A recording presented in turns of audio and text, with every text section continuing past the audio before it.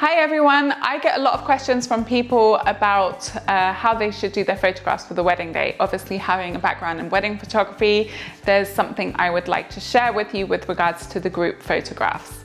From my experience, the best way to do the group photographs is to start with the biggest group of people first, get everybody in one place, and then ask the friends to basically stay where they are and ask all the family to move to the side, at which point you take the big picture of all the friends together and then you tell the friends, excellent, off you go, back to the bar and go and have some fun and we'll be with you shortly. You then would take the families and split them up. I usually do this based on who has the eldest family relative. Let's hypothetically go with the bride's side. So then you would bring all the bride's family in. And you would take a group photo of all the family. You then may ask the immediate family to step out and you just do the aunts and uncles, at which point you then send them off to the bar. Then you would do a photograph with the grandparents. You may wish to then add the parents into that picture. So you have, grandparents, parents and siblings and children. However, more often than not, just the grandparents suffices, at which point you then send them off to the bar. Then you would do the parents of the bride, maybe again with any siblings, and then you may do just the siblings on their own. You may then also do the bride with the father and the bride with the mother. That is generally, sounds a little complicated, but that is generally the simplest way to do it. You would then repeat this with the groom's family.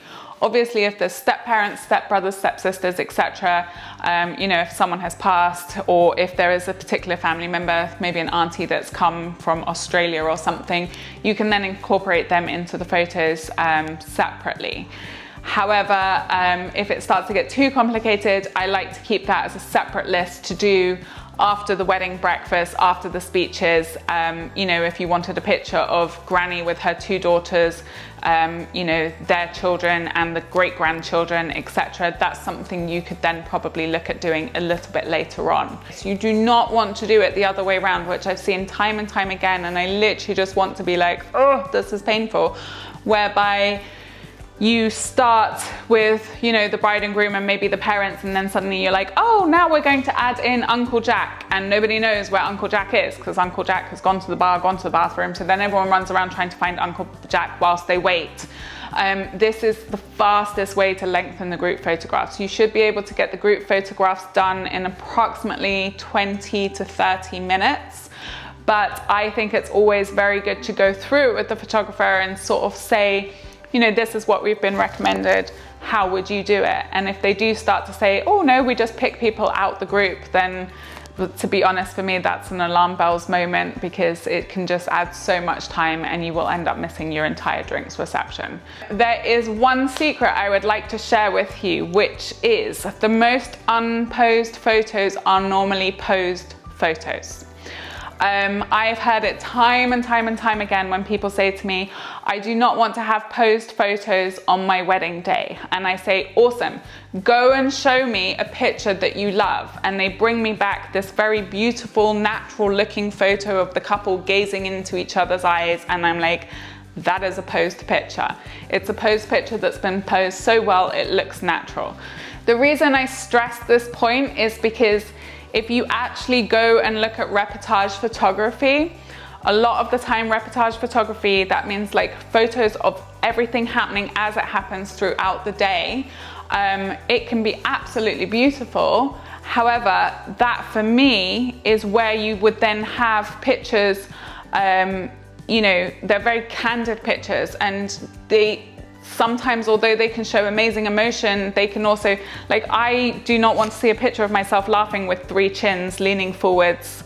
I just don't. I don't want to see it. I don't care how much emotion it shows, I don't want to see it. Again, really, I'm not bashing reportage photographers. There's some incredible reportage photographers that take some of the most beautiful photos.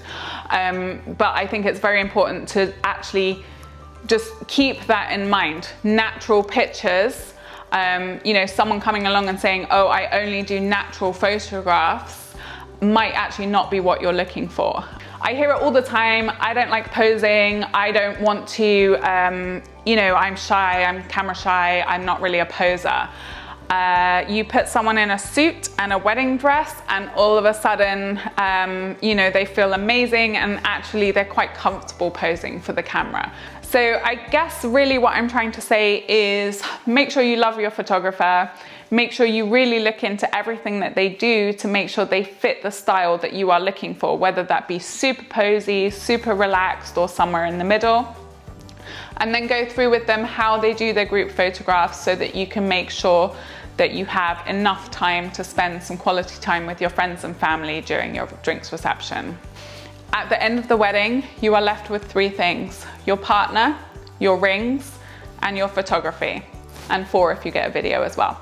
But it's very important to you know, keep that in mind. It is the only record you will have of your wedding, so make sure you pick someone that is going to really look after that for you.